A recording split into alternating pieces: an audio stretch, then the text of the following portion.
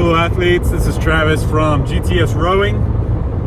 In this video we're going to be breaking down one of my favorite workouts, a workout for the oxygen transport or TR energy system. This is going to be 3-minute pieces and how I use 3-minute pieces for this particular training, when I use them in the training cycle, how I use them in the training cycle.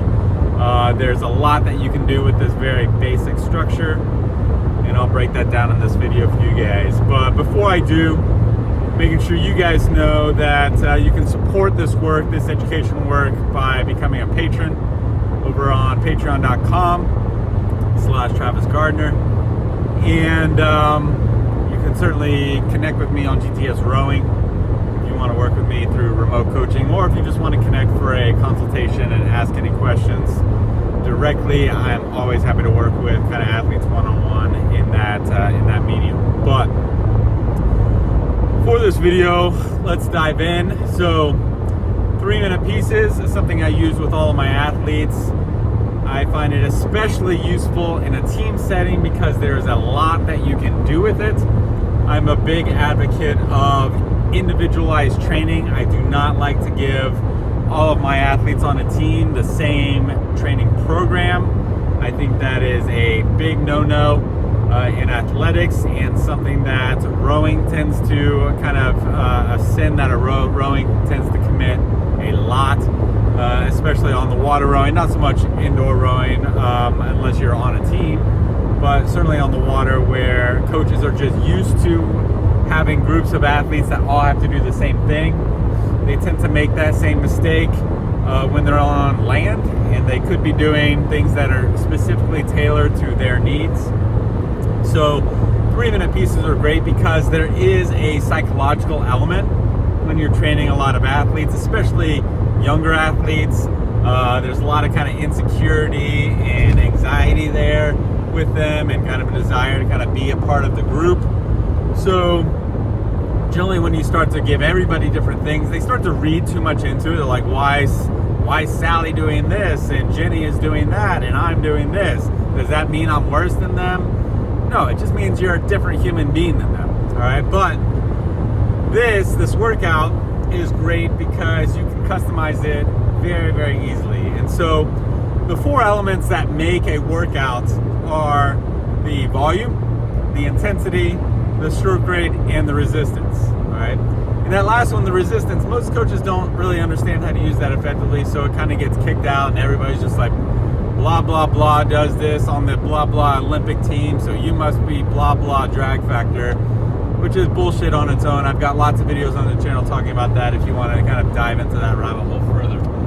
But for those factors, most people are just going to cling to kind of that volume element. So I could say, all right team, we're doing 3-minute pieces today, and they're all going to be like, oh okay, we're all doing the same thing. But if they're doing different stroke rates, or they're doing different rest periods, the intensity is going to be fairly consistent in terms of what I want to achieve for that workout. So you got those time in terms of that, the interval time in the intensity in terms of how hard I want them working on it. But a 4x3 minutes with 6 minutes of rest is a very different workout than a 7x3 minutes with 4-minute rest. Add on to the fact that one of those athletes, probably the former, is doing stroke rates in the 24 to 26, maybe a little flirting with 28. And the other athlete is basically starting around the same place, but they're finishing around 30, 32. Those are very different training stimulus for those athletes, but they feel like they're doing the same thing because it's just 3-minute pieces. So it's a great tool for coaches that are working with athletes in a team setting to kind of keep them on the same page, keep them feeling like they're doing something, the same thing, but in reality, you're loading them very differently.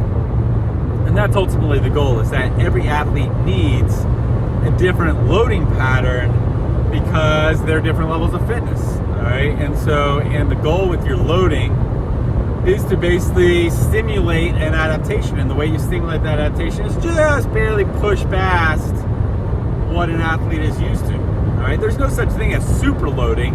So if an athlete should be doing 6 by 3 minutes, 5-minute rest, 24 to 30 strokes per minute, then being like, well, we're going to do 9 reps and we're going to do 4-minute rest and we're going to kick the rate all the way up to 34 by the end.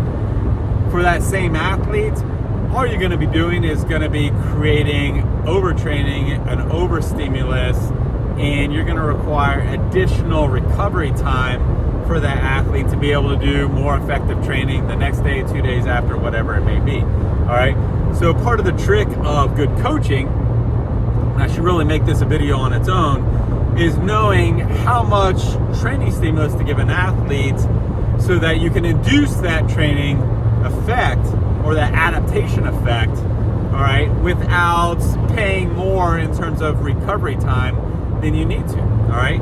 And so you really just want to just barely stimulate that body to create that training stimulus with every workout session so that you can do it more frequently, all right? Because frequency is always going to be your most effective training stimulus. And so if you can create a stimulus, an effective stimulus more frequently by reducing the amount of recovery, by not overtraining and not trying to create an overstimulus, then you're going to get the better long-term effects for your own. But back to 3-minute pieces. How do we structure that? How can we use it? So the number of pieces, generally I'll do anywhere from 3 to 8 reps for 3-minute pieces.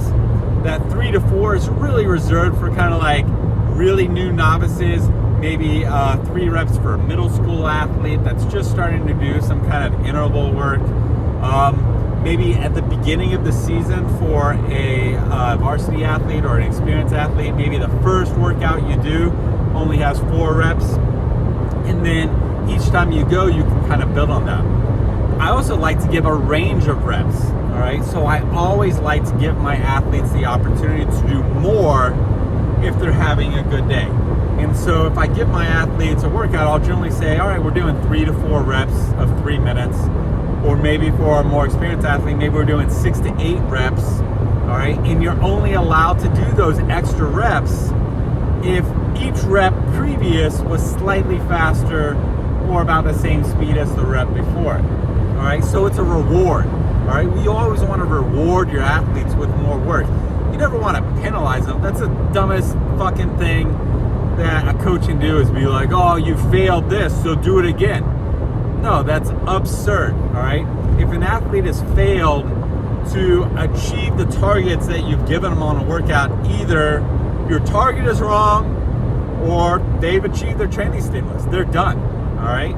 So we give them a range also because coaches, while some people might think they're omniscient, we aren't. We don't know exactly what training volume you need at any given time. But we do know how it should feel and what that range, we should be able to narrow it down for that range. But there's so many factors that go into how you're feeling on any given day. Did you sleep well? Are you stressed out? Did you eat right? Whatever it may be. Are you kind of fighting off an illness? If you're doing that, you shouldn't be training. But all these things can come into play to determine how good you're feeling on any given day. And this idea of kind of pushing through no matter what, it really is erroneous, thought process, all right? Again, it goes back to you just want to stimulate enough to induce a training stimulus. If you're doing too much, you're going to get a disproportionate amount of fatigue for the benefit, which is going to cause you to either recover longer before you can get another good training stimulus in, or that fatigue is going to accumulate over time and you're going to get overtraining. All right, so we're giving a range, all right? So maybe 3 to 4 for like a young, really inexperienced athlete. For most varsity athletes, I'll start them in a 4 to 5 range, and then they'll build to kind of like a 6 to 8 range by the end of the season. And then the next factor is your rest time. Now, rest is tricky. Like, I am a big believer that rest is not a factor you use to increase the difficulty of a workout. Rest is more a matter of you need to do the appropriate amount of rest in order to come back and do more intervals, all right? And so an athlete should reduce the rest that are used in a workout when that rest becomes superfluous, all right? And so usually with these these 3-minute pieces, I'll do anywhere from 4 to 6 minute rest between each of these reps, starting athletes again at that 6-minute mark, and then reducing it over time. And when we're reducing it, again, we're not reducing it to make the workout harder. We're reducing it because they're going to get the same result with 5 minutes of rest as they would with 6 minutes of rest, because their fitness is getting to the point where they can recover just as fast. And that extra 6 minutes is kind of more hurting them in just terms of they're losing kind of a warm-up effect, all right? And so that's how you know. And as a coach, you kind of move in that direction over time. You're like, okay, this athlete looks like they don't necessarily need 6 minutes. Let's bump them down to 5 minutes.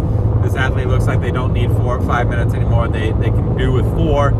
So you can reduce that over time. But if you are unable to produce the same amount of volume or reps of your intervals with lower rest, then you shouldn't really be able to do that. All right. And I'm not talking about a 1/10 of a second here or there. I'm talking about, bigger differences. So that's your rest. All right. So again, middle school athlete, first time novice athlete doing this kind of workout, high school, even adults, maybe an older adult, 3 by 3 minutes, 6-minute rest, or 4 by 3 minutes, 6-minute rest, something like that. Maybe a more experienced athlete who's just getting back into it, but has some good discipline with pacing and whatnot, we can put them at maybe a 4 to 5, 6-minute, 5 by 3 minutes, 6-minute rest. And then over time, you can decide whether you want to increase the volume or decrease the rest in order to basically create the same speed over the course of time. Now, your final factor is stroke rate. All right. So the stroke rates that I like to use for this are generally in the 24 to 30 range. All right. That's going to be the bulk of your work on this training session. Now, again, you might use a 22 for an athlete that is young. All right. Maybe, again, novice, middle school. Maybe do the first piece starting at a 22 for the first 2 minutes, but then bump into a 24 for the last minute, or maybe split it up into 2 minutes and 1 minute. And but then you want to quickly move into that 24 to 28 range for those kind of athletes. And then as you build volume, with each of these reps, you're going to increase the stroke rate. All right, so you're essentially increasing stroke rate about 1 SPM on average per rep. All right, so I'll say if I'm doing 6 of them, 24, 25, 26, 27, 28, 29, stroke rate for each of those as you go. And what that does is that helps ensure that as you're getting faster as you're doing more, you're getting faster. All right, so I mentioned before is that when you're doing this workout, you want each piece to be slightly faster than the last piece. And you don't necessarily want them kind of changing their pressure per stroke to do this. In fact, you definitely don't want that. What you want is you want to give them kind of this progressive increase of stroke rate, because if you're doing a piece at a 24, it should be slightly slower than if you're doing the same piece with the same factors at a 25, right? So drag factor the same, drive time the same, the split should be a little bit lower with a little bump in your stroke rate. Now, how do I do that? All right, or am I like row this out of 24, row this out of 25, row this down to 26? Single beats shifts are harder for athletes, even kind of varsity level athletes. 2-beat shifts are a little bit more manageable, though even a novice athlete might struggle with them. But one of the great things, and this is kind of comes to the key to why I really like 3-minute pieces for a workout, is it's very easy to kind of pace through each of those pieces. So you want to get faster each piece, but you also want to kind of have a little bit of ramp within each piece. All right, and you also want to ensure that anytime you're shifting up in stroke rate, you're always increasing speed. You never want to row a 150 at a 24 and then shift to a 26 and still be rowing a 150. No, you want to at least be pulling a 149, 148 ideally. Generally, I like to say 1 second per one beat for a male athlete. That might be different for a female athlete just because the gradients of a split are slower. So the difference between like a 210 and a 209 is smaller than the difference between a 150 and a 149. But that's a little bit too nuanced. We don't have to worry too much about that. But essentially, 1 second increase in speed per 1 SPM. So with these 3-minute pieces, it's really easy to help teach an athlete to pace those workouts by splitting up the piece. You can either split it first minute, second 2 minutes, 90-90, 90 seconds, 90 seconds, or 2 minutes and then 1 minute to finish. And then you can put your shifts in your stroke rate based on how quickly you want that athlete to ramp. All right, so I can say first piece, 24 stroke rate for 2 minutes, 26 for the second minute. Next piece, 24 for 1 minute, 26 for 2 minutes. Next piece, 26 straight through. Next piece, 26 for 2 minutes, 28 for 1 minute. You see where I'm going in terms of how I want to kind of build over time, and it makes it very easy. You're shifting at each of these points. And so not only are you allowing and setting that athlete to negative split their workout, all right, but you're also teaching that athlete that every time they shift, they should get an increase in speed. All right, and so if you are at a 150 at a 24, you should be at a 148 at a 26. You should be at a 146 at a 28. You should be at a 144 at a 30. All right, and you can tell kind of how that athlete is developing and maturing based on their ability to kind of hit those marks as they go. All right, and so we have volume. All right, so it's 3-minute pieces. You can do 3 to 8 of them. Generally I like to give a range of 1 to 2, so either do 3 to 4, maybe 6 to 8, or 5 to 7. They're allowed to do more than that minimum only if they've been able to negative split as they go through. So each piece they're getting a couple more meters than they were the workout before. We're using that stroke rate, generally starting at a 24 for most athletes, maybe a 22, to just kind of help loosen up for a less experienced athlete. But you're using that stroke rate, building up, averaging about 1 beat per interval. Maybe at the minimum, you're averaging a two stroke rate increase for every 3 intervals. All right, so if you want to get an athlete with a little bit more volume, but they're not quite at the skill level where they can row higher rates effectively, you can do that. And then the last element is drag factor. And drag factor, generally, I would say you want to be anywhere from maybe 8 to 2 to 4 below what your time trial for mid-distance race would be. So mid-distance, 2,000 meters, what most people are familiar with here. And so let's say, I'll use me as an example. I usually time trial at a 118 drag factor. All right, I'm a lightweight guy, 5'8", so relatively on the short side. And that would be pulling like a 630. All right, if I was back in my peak, maybe, mid to high 620s at my like real peak. And so, my drag factor for these workouts would be somewhere around 110 at a minimum, and then I'd be busting out maybe like 115, 116 for the last one. And for me, I'll generally bump the drag factor over the course of the workout. That might be a little more advanced than some people listening to this need, but if you want to kind of facilitate a negative split without increasing your stroke rate, a great way to do that is to increase your drag. So maybe I want to do 2 intervals where I'm averaging a 26 stroke rate, but I still want to kind of get a negative split without having to increase my drive speed more than it needs to be. And so in that case, I might just bump up the drag by 2. But those are all the factors, all right? So that's why I like 3-minute pieces. They're extremely flexible. Psychologically, when you're training a group of athletes, they'll feel like they're all doing the same thing, even though you know that it's a very different workout. If somebody, this is great, especially if somebody's just kind of, maybe you're into your early spring training and you have one athlete that was doing a different sport in the winter, all right? So they're not really conditioned for rowing, but they're still very fit. And you have another athlete that's been training all through the winter. So this would be a great way to kind of split it up. And so, all right, well, that athlete will do 4 to 6 reps with 5 to 6 minute rest. And the experienced athlete that trained through the winter, they can be doing 5 to 7. They might only need 4 or 5 minutes of rest. All right. And the experienced athlete, they're generally kind of ramp up the stroke rate maybe a little bit more. Maybe you're getting up into the 30 range of 30 a little quicker, and the other athlete, maybe you're capping out around 28. So that's it. One of my favorite workouts. This is a oxygen transport workout, TR. Break that down even more. It's a TR2 workout. All right. So it is very useful in the base building phase. Generally do something like this maybe once every 3 weeks.